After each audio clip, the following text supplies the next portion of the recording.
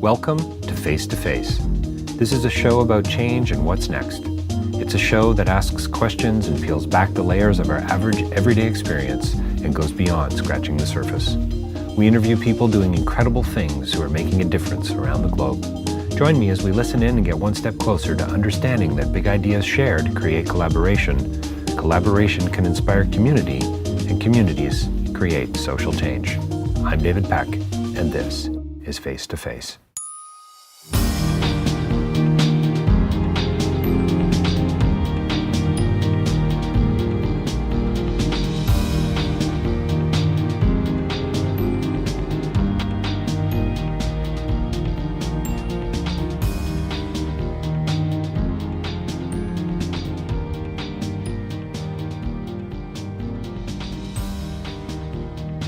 My next guest is Jason Dudek. He is an interesting guy who is into a little bit of everything. He's an entrepreneur, he's a businessman, he's an economist, he's a philosopher, he's a social change consultant. He is a lover of life, and I mean that in the best sense of the word. We talk about the root causes of things. We talk about social change and the heart of it, and what is its relationship to capital, and what does that even mean? We also talk about Thomas Piketty and his understanding of capital. We talk about inevitability, and we talk about knowledge and about how we suppress things. We talk about meaning and how most of us seem to have a need for it. And we talk about the fact that most of us aren't actually motivated by money. And we talk a lot about Jason's company that he works with in Sierra Leone. We talk about development as a whole and about his work with the Catherine Donnelly Foundation here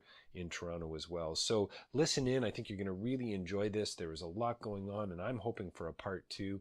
And don't forget, davidpecklive.com for more information about my own podcasting. If you're enjoying what I'm doing and you're coming alongside it in a ideational kind of a way, whatever the heck that means, feel free to support what I'm doing through patreon.com. And don't forget rabble.ca for more interviews there as well. Coming right up, Jason Dudek. Well, welcome to Face2Face. We're joined by a very special guest today, back from some serious traveling. So he may be a little jet lagged, and we're going to cut him a little bit of slack. But Jason Dudek is here with us today. Jason, thanks for taking the time to chat to us today on Face2Face. Oh, it's my pleasure, David. So we could start in. We met recently. We sat down, we had coffee, and we were off.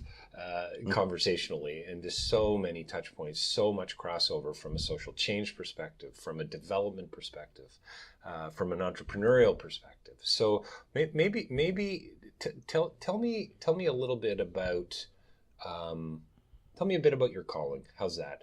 You know, on the way up in the elevator to the office here, we talked about this idea of social change being not so much a job, but a calling or a vocation. Can you unpack that a little bit for us? Yeah, I guess it's complex because there's a personal angle of how I got involved in all this stuff, which is its own strange story. But in terms of professional and what social change means to me, I think we live in an age when capital is completely changing and informing our mode of living, our politics, geopolitics, international development, everything from philanthropy to business in a way that is not good. I think capital, I'm a big fan of the French economist Thomas Piketty, who wrote a book called Capital in the 20th Century. And one of his main arguments is there's a certain growing trend of capital exceeding, both in monetary financial terms, but also in terms of political social power, exceeding the regular economy. The distinguish between those two things, capital is accumulated wealth, right? Money in the bank, essentially, although it can take other forms. But the regular economy is activity, production. Ford factory producing cars, farms producing rice or wheat. We live in an era that's defined by capital, and it's creating most of the political trends I think you see in Europe and the US with Trump's election, for instance. It's creating strange and bizarre inequality across the world, and especially in developing or frontier economies, however you want to frame that.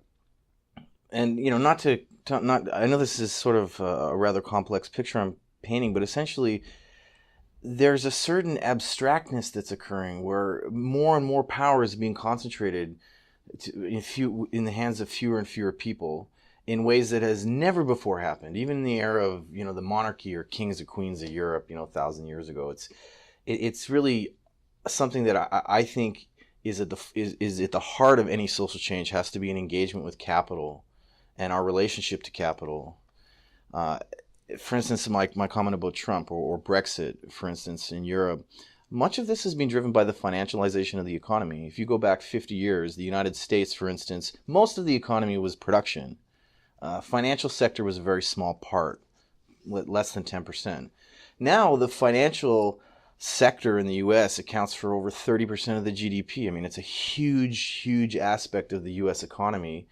And the financial sector doesn't produce anything. What does the financial sector produce, right? It enables other production for sure, but... So Jason, is Piketty's point about accumulated wealth in the sense of we're not really producing anything, we're not really doing anything, exactly. And yet we're getting richer. Exactly. Right. And his main, like the hidden jewel in his work is a mathematical analysis demonstrating capital naturally accumulates faster than the productive side of the economy. Capital, it's ballooning by sheer math. So this is interest. This is I was going to say accumulated wealth. This is inheritance. Compound interest, essentially, right? This is the inheritance that there's an inevitability to it, right? So yes, yeah. And I'm a big believer in math and in science and economics, right? So there's these rhetorical philosophical arguments, but Piketty's work, I mean, it's a huge book. It's mostly math and an engagement with the sort of the raw data of the last 100 years. So he demonstrates that capital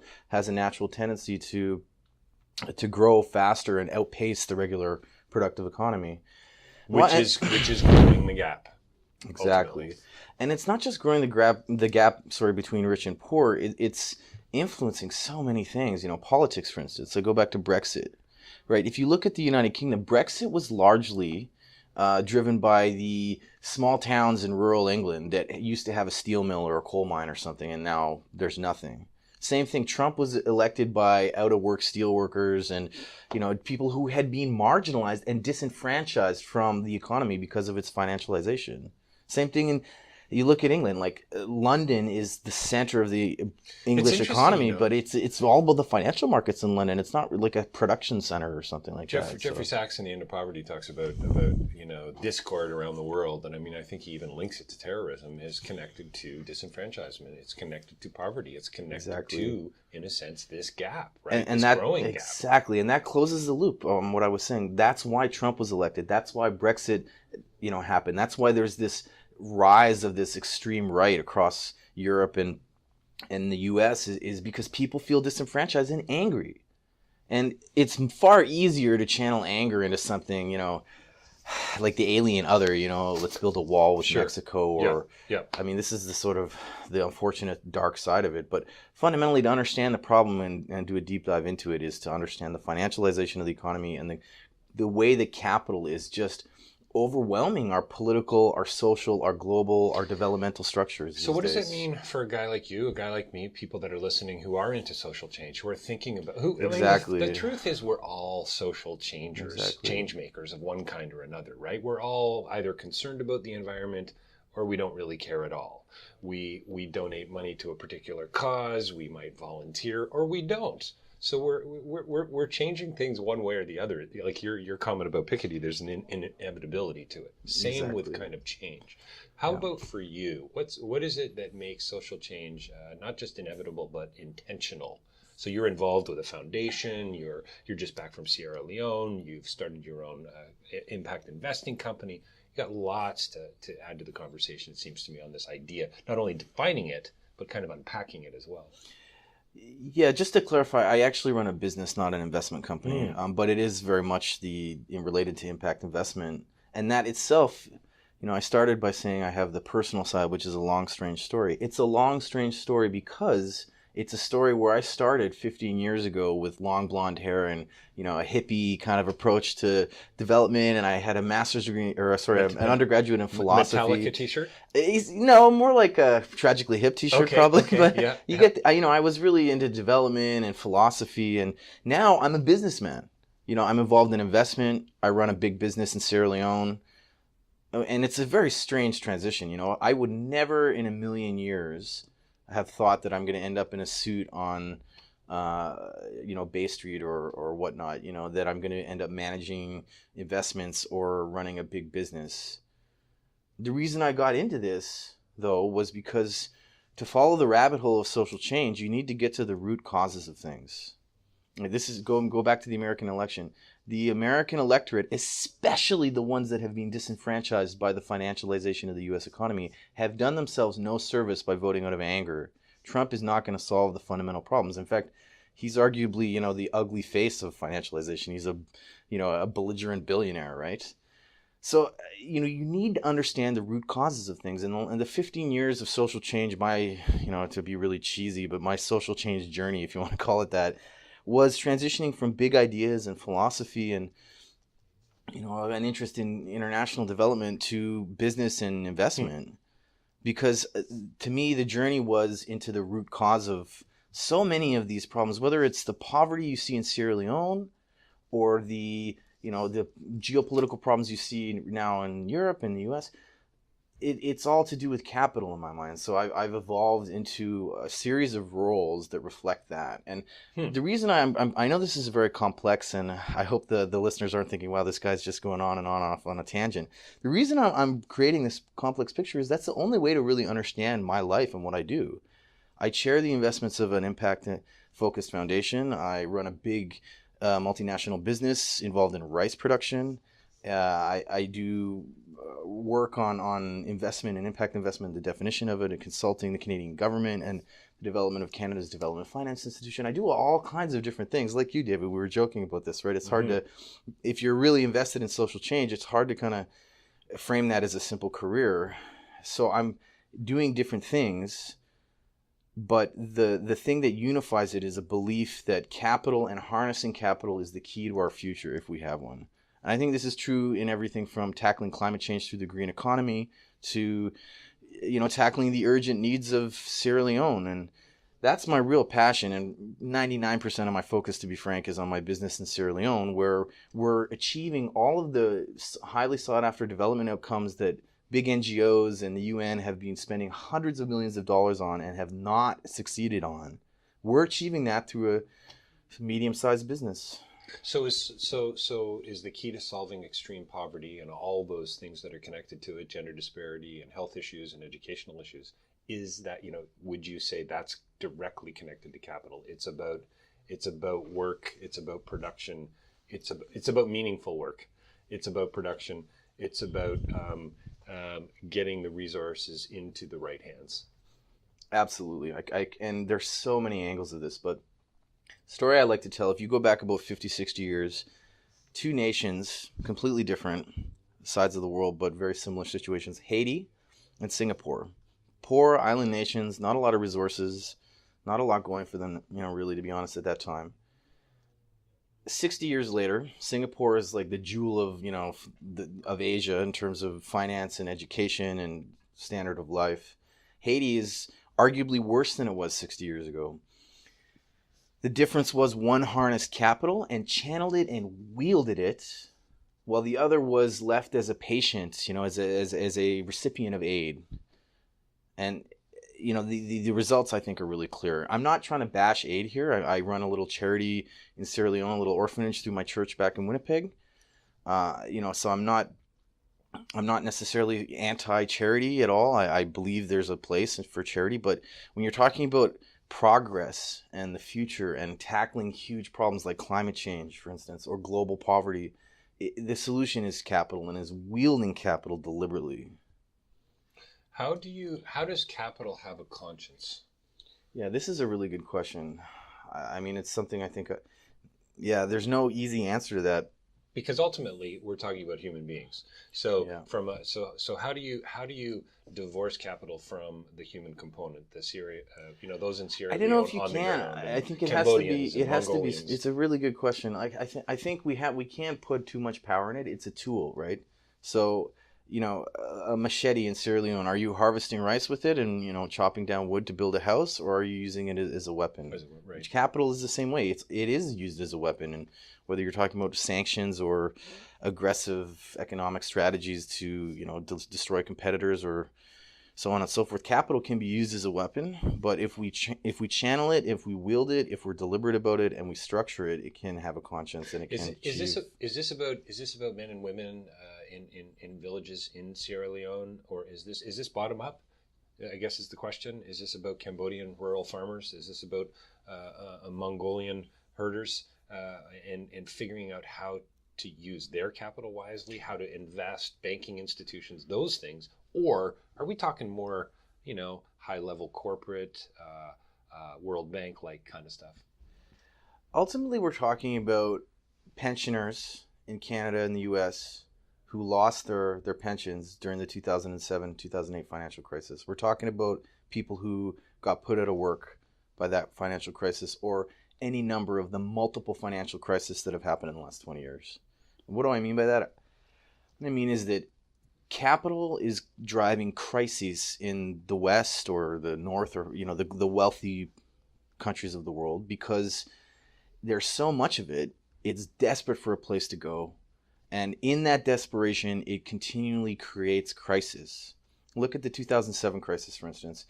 That essentially was banks, investment banks, creating new customers by reducing the threshold or the standards required to lend. They needed to reduce those standards to increase the market size and increase the amount of loans they could put out. That was what was driving it. They wanted to place more money with more people. How do you do that? Lower the standards. Okay, you can't really afford your mortgage? Don't worry, we'll figure it out. And there you go. Now you just place another $250,000, right? So in its desperation for places to go, capital is continually inventing false value and creating bubbles and crisis that are eroding the real economy and the real productive economy. If you're sitting on a $50 million fund during times of crisis, you have a lot of unrealized losses, but a lot of shrewd investors buy stocks at that point. But pensioners or a guy working in a steel mill that shuts down, they're not insulated from the crisis. So the value during these crises shifts even more towards the capitalists. What does that have to do with Sierra Leone? Why did I use that to answer your question? Because this is a huge opportunity for places like Sierra Leone, which are desperate for capital. When I'm in Sierra Leone, all I see is opportunity. There's opportunity to build roads, to build houses, to build factories, to produce rice. People need clothing, they need food. Our markets here are saturated. Starting a new shoe company, okay, it's possible, but it's not a need, right? It's not the same compelling capitalism of producing rice in Sierra Leone, which is what my business does, in a country where there's a 20% shortfall, demand over supply. People are literally going hungry because there's not enough rice being produced there. So it's like calling out capitalists. Let's engage with these problems. They're real problems. And it's such a compelling picture when you flip back over to the other side, to Canada and America, where this overabundance of capital is creating crisis and creating inequality and driving these political movements, because people are so disenfranchised from the economy as capital moves ever more wealth and power into the hands of the few. If we could channel that capital rather, instead of into crisis, but into development and into places like Sierra Leone, not only would that solve most, I think, of the core development problems facing countries like Sierra Leone, turn Haiti into Singapore, literally, but it would also solve our own problems on this side, where we're suffering from, politically and economically suffering from an overabundance or an overpowered capitalism. So you believe, interesting. I want to talk about excessive wealth. You think there is such a thing as excessive Absolutely. wealth? Absolutely. Yeah. This is something I can't comprehend. If you're not satisfied with $500,000 a year, are you going to be satisfied with $1 million? If you're not satisfied with $1 million, is it going to be? The key to life is appreciating the good things you have, and there's a degree of liberation when you don't have a lot. Like, I live a very simple life. It's part of what's enabled me to do the things I do, and I can tell you for a fact I'm happier with less stuff. Like, I don't have a burden. I don't have concerns about things that I own. I just feel liberated. And I know some people who are very wealthy individuals who have a lot of problems because they're constantly worrying about all their things. Sure. So, But doesn't that, Jason, and this is not a pushback, this is a genuine question, isn't that what drives capital? Isn't that capitalism? Isn't that sort of Adam Smith's free market in a sense, that my desire for more is going to push innovation? It's going to drive solving the food crisis in Sierra Leone. It's going to solve the clean water crisis in rural Cambodia and so on, because I'm going to come in as the capitalist, I'm going to invest, use your labor, and I'm going to make a lot of money saving lives. And in a sense, there's nothing wrong with that. I'm not suggesting there is for a second. It's Paul Hawkins, a variation of Paul Hawkins' notion of the ecology of commerce. Let's do what we do wisely, but let's make some money doing it, right? Anyway, there's a few questions buried there, but definitely, yeah. I mean, I would challenge you though, in the sense that if you're saving lives to make money, you're probably in the wrong business. Interesting. You Okay. know, like there's nothing wrong with making money and getting paid to do a service, but most people aren't motivated purely by money. And I'd argue the institutions we've built up around capitalism really reward and reinforce greed and competition and values that aren't necessarily universal, but they really reinforce them. And conversely, there are many values we have that are incommensurable with money. And what I mean incommensurable, I mean like there's no dollar value on how much you love your child, or how much you value your dream and your mission in life, whatever it is. There's no necessary link between those two things. And I do agree with you. What's going to push capital forward and create the problem solving that Adam Smith was really talking about? He was talking about problem solving, right? Right. He was a Scottish bureaucrat. He wasn't an investor. He wasn't a businessman, and he was writing a argument for a more effective welfare system. In fact, his argument was this decentralized invisible hand is the most practical way to solve urgent social problems. It's not that there's this inherent good behind greed or money or something. No. I mean, he was talking about this is the most effective way to solve problems. And right. I believe that still. Right. But that doesn't necessarily mean we have to be greedy to solve problems. Right. And what I think we need to see in the 21st century economy is more and more ways for capitalism to engage with those incommensurable values, those incommensurable desires and ideas, and the need people have for meaning or to make a difference. The person who's saving a life, because they want to save a life and they have that mission, they should be able to engage with capital in the capitalist system. It shouldn't just be like either you care about money or you go do some charity work for free or volunteer. Which is the division between aid, development versus capital aid and development, if you could make that kind of a distinction. Which brings me to a question. Can you tell us a little bit about your shift and from the philosophy, as you say, of development, let's say, into more the business of development? And maybe that's not a fair way to put it, but it sounds it's there's great. A bit of a. I mean, you strike me as a capitalist with some really deep, altruistic and philanthropic tendencies, which I would say I think is kind of rare, but I'm not convinced of that. Well, I had some great mentors in my life that always made sure I had an open mind. So, for instance, one of my mentors at Queen's University was Professor Susan Babbitt. She did this amazing exchange course, a philosophy course with Cuba. So we went and studied in Cuba for a semester. And she was really focused on... Exactly. You're just showing me her book here. I just pulled a book out of my bag, Humanism and Embodiment, From Cause and Effect to Secularism, by no other than Susan Babbitt. Yeah, how cool is that? She's amazing. And so one of her main focus areas is actually philosophy of science, which is all about the theory-ladenness of observation and, not taking for granted the number of assumptions we bring to any observation. So when I got involved in development, I was thinking of her a lot, and she kind of it was through her and this Cuba course I got involved in it, and ended up in Sierra Leone volunteering for the UN. So I didn't really have a particularly concrete idea of global development. Okay. I was still very much open-minded and more results-driven. And to be frank, the results of the United Nations and the NGOs in 2003 in Sierra Leone were pretty appalling. Like, I mean, you're seeing the legacy of that today, right? And they didn't do anything. There's been no real... Like Haiti, if anything, the country's gone backwards. I saw that in action, and it was pretty obvious when you have, an NGO where there's 10 expats getting paid, a Canadian salary doing the job that could be done by local people Right. to tell local farmers what to do, Sure. The whole thing was just, to me, seems so disingenuine, to be honest. I mean, I remember being in Sierra Leone for the first time and thinking, wow, this place is incredibly rough. Like, I could spend my entire life serving this country and it would be a drop in the bucket. Right. Then I'd be in a bar with a bunch of expats and they're talking about when their next 2-week, 3-week placement. I'm going to spend 3 weeks in DRC. I'm going to spend 2 weeks in Kenya.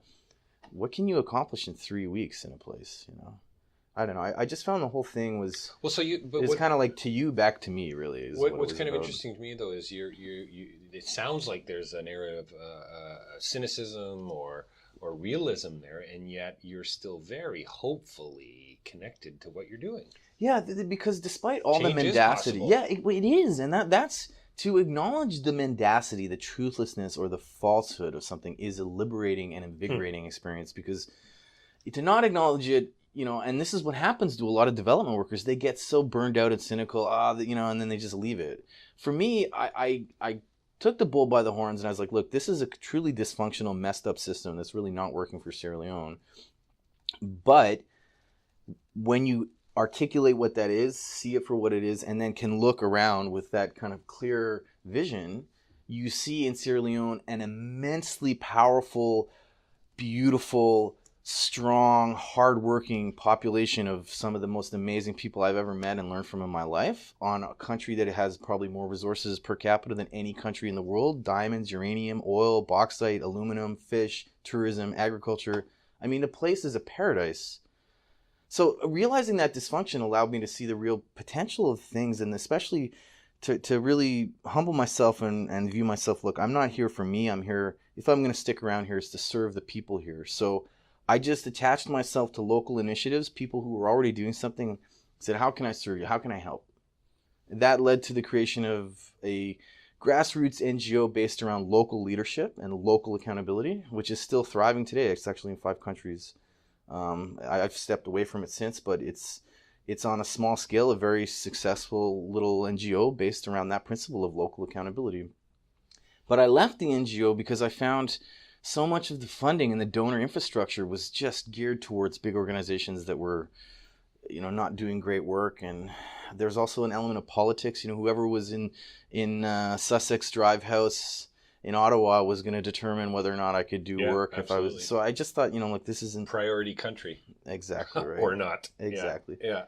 So I felt, disenfranchised after a while from the whole aid system, even though we created a really successful NGO that was actually ended up being used as a model for best practices by CETA, which is no longer around. Now it's DFAT-D, of course. So Global Affairs, actually, it's gone through another yeah, you're right. Sorry, evolution. I can't keep track. Every time I go to Sierra Leone and come back, it's a different name. And then JC. Well, it's so funny. I don't know if you must know Ian Smiley, but he's written about diamonds and different things. And anyway, conversation for another time. But I remember being with him, development scholar, and we joked about how, you change a letter in DFAT-D, you put an E in there and it spells defeated.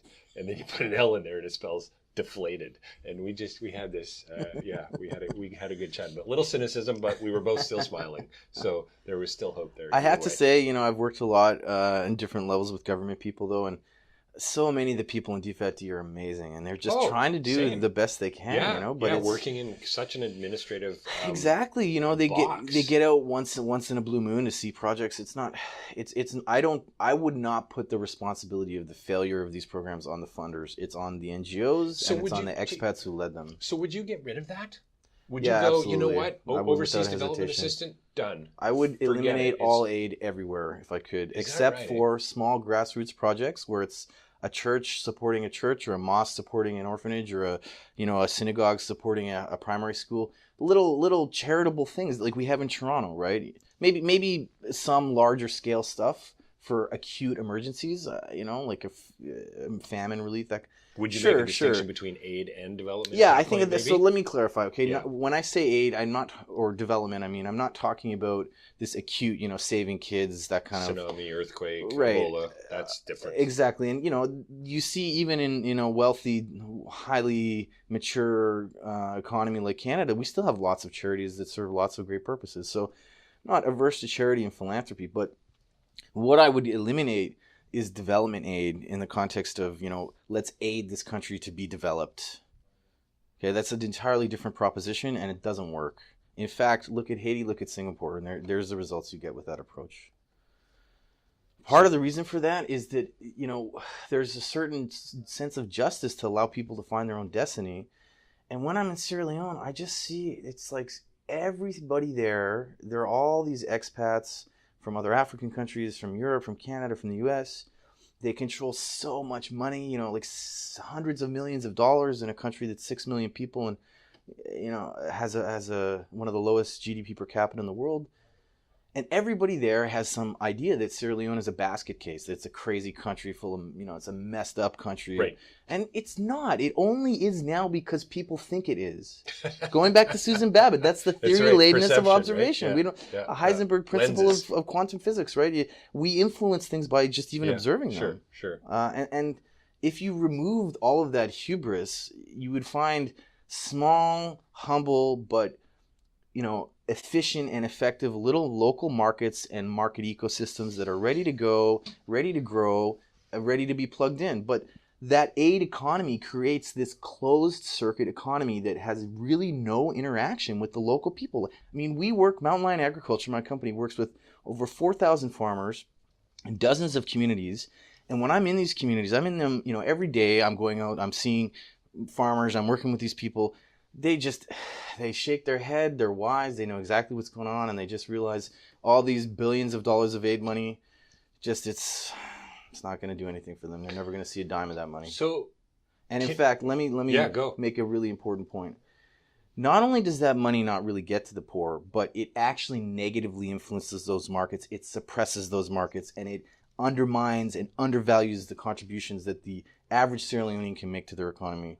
And if you don't believe me, look at the fact that during the Ebola aid binge, housing prices in Freetown skyrocketed.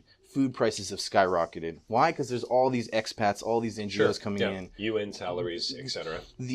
One of the main results, if you're a Freetown inhabitant, a Sierra Leonean, average Sierra Leonean, of Ebola aid money, you didn't really see anything except housing prices have gone up 25%. Thanks. Yeah, thanks for coming out. We've been doing research for 7 years on effective ways to farm in Sierra Leone. I constantly see NGOs coming in with huge budgets, promoting ways of farming and ways of doing things that are just terrible, will never work, can't physically work if you look at the science, but they're promoting them because they got a grant to do that. Right. So they're actually miseducating farmers, telling people to do the wrong things. The whole place is crazy like that. And that's why I would get rid of it. It's like, let it take its own course. It's full of extremely hardworking people who have an amazing view on life that I've been blessed to learn from for the last 15 years. It's got the most amazingly abundant natural resources. The only thing we need to do is just not mess it up and interfere with it. Right. And that's why, I'm an expat talking here, but I'm there to serve those people and serve my business partner who owns my company and serve the farmers I work with. And the minute they tell me that, we don't need you anymore, I'm gone. I'm happy, What pulled you in to this originally? What made the difference for you? So I'm hearing a little bit of one of your philosophy instructors had a huge impact on you. Must have been conversations you were having, books that you were reading, films that you were seeing, communities that you were involved in. Always interested to know what sort of, let's use Gladwell's language. What was the tipping point for you that said, hey, you went on a volunteer trip. Why did you even say yes to that in the first place? Yeah, that's more of a personal question, I guess. But I've always felt very compelled to serve. I have a deep religious faith. Kind of coming full circle back to that whole sense of vocation and calling, right? I mean, it's in a way that's part of what led me through all these different fields. Is that I just only ever really cared about serving. I had I never really felt compelled to have a stable career, or like I didn't, That's you know so what I mean? funny. Like I didn't care. I So wanted to do that the should right be your thing. T-shirt, right? Your bumper sticker. Never So, felt compelled to have a stable career. Yeah. How does your wife feel about that? Yeah. Yeah. I mean, she shakes her head at me sometimes, but she's much wiser than I am, so I listen to her. But I guess I guess, Jason, the idea. I mean, I love what you said. I've only ever felt compelled to serve, and why you and not others? And that's I've always, why is someone more interested in making billions and someone else, affecting others? And you could say that you're kind of the person making billions is affecting others, and maybe for the good, and that may be sort of part of Adam Smith's point in a way, I suppose, right? The trickle down effect. You've got, capital. This is capital working in our favor, right? If you're driven by a sense of, I don't know, greater good, I suppose. Well, I don't know if greater good's a little abstract. I have a very strong faith, so that's guided me in my life. But also, I was born with the umbilical cord wrapped around my neck, so I came out of the womb not breathing, almost dead. And it's only because I got a miraculous stroke of luck to be born in Canada, right, that there was a medical equipment needed to save my life when I was the little newborn baby. I can guarantee you, if I had been born in Sierra Leone or really a good part of the rest of the world, right, I absolutely. would never have survived. Yeah. And that's always just somehow, I've never lost that sense of... When did you find that out? Was that at a young age? Yeah. My mom told me when I was really... Because it was like a really big deal, the family. I mean, it was this huge near tragedy. I mean, it wasn't... Yeah. So people told me, but I don't remember exactly. I remember when we had our Spencer about 12 years ago, I had no idea how complicated having a baby really was. I always thought, it's done all the time, baby born every minute or whatever, But actually, it's a little hairier than one would think. Yeah. So I just I also feel too compelled by a broad sense of progress. Huh. What I mean by that is that if you're an alien species that just came into our galaxy, you're approaching our sun, you pass Mars on the way in towards Earth, you'll find something out of a science fiction book, this Mars rover that's zapping rocks with lasers and sending chemical analysis by radio beams. I don't even know how it works, back to Earth. And you would think, wow, what an amazingly sophisticated, advanced race. Look at this amazing technology they have on Mars. Then you would approach the Earth, and after a quick scan, you would see, wow, there are conditions in places like Sierra Leone that are appalling. And in fact, a huge chunk of the world lives in a way that's just really unjust, to put it lightly. What does that say about us? What is progress? Is it having another spaceship land around Mars, or is it how we treat each other? I believe not just progress, but even culture itself can be valued based on how we treat each other. So your idea of progress is very connected to your idea of injustice, by the sounds of it. Yeah, really social justice, I guess, justice, right? Just that with the measure of our society isn't how rich the richest person is. It's how we treat each other and how poorly the poorest people are doing.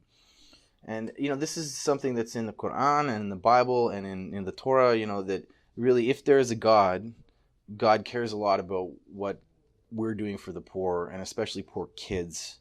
And when I'm in Sierra Leone and I see these little kids that are suffering and have no future, and then I'm back in Toronto and I'm seeing our huge accomplishments in our science and our massive city of towers and the beauty here and the technology, I just shake my head and I think, man, we are failing these kids. Like, we can do better than this, and we need to do better than this. I love what you said, and sadly, we've got to wrap it up, which I knew was going to happen. I feel like we're just getting rolling. Really, I thought this was just 5 minutes. Oh, what the heck is going on? So clearly, we're going to do a part 2. That's my new line for Face to Face. Actually, I get into these conversations, and you're like, holy smokes, where did that go? So we're going to have to do a part 2. But I love how we've kind of come full circle in a way to the gap.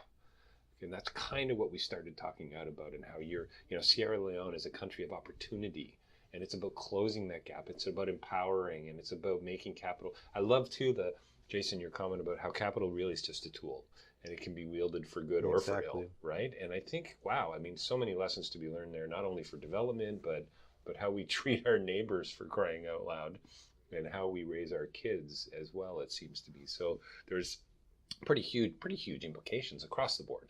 This isn't just about development. This isn't just about business. It's about the future of the human race, and if we capital is there. If we stick our head in the sand, it's still going to be there, and it's going to be creating crisis, driving inequality, creating toxic political and social dynamics.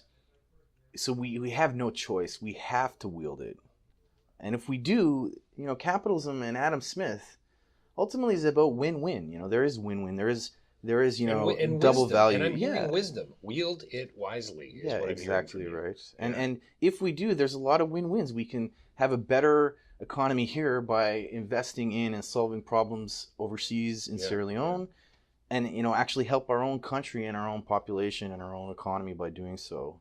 And that's what really compels me, is there are lots of opportunities for really incredible progress, and the future can be bright if we step up and we start looking at the problems with a clear, unfettered vision, not being sucked into certain incentives or dogmatically committed to certain ways of doing things. Or cynicism.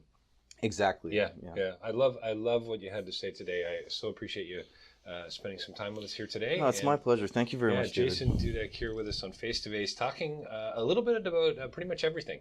And we'll be back for a part 2. So thanks, Jason. Really appreciate your time today. Thank you, David.